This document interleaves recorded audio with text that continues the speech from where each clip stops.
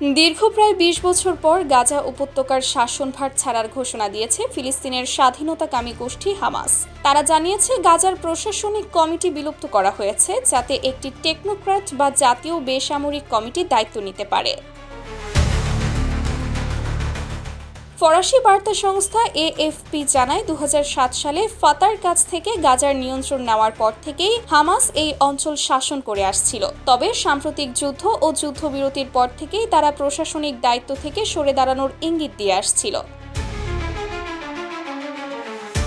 হামাসের এক কর্মকর্তা জানান, জাতীয়ভাবে গ্রহণযোগ্য একজন ব্যক্তি অন্তর্বর্তীকালীনভাবে প্রশাসনিক কার্যক্রম তদারকি করবেন। এরপর প্রস্তাবিত জাতীয় টেকনোক্র্যাট কমিটি আনুষ্ঠানিকভাবে গাজার দায়িত্ব গ্রহণ করবে। হামাস আরও জানিয়েছে, কায়রোয় অনুষ্ঠিত বৈঠকে ফিলিস্তিনের অন্যান্য রাজনৈতিক গোষ্ঠীকেও এই সিদ্ধান্ত জানানো হয়েছে এবং তারা এটিকে ইতিবাচক পদক্ষেপ হিসেবে স্বাগত জানিয়েছে।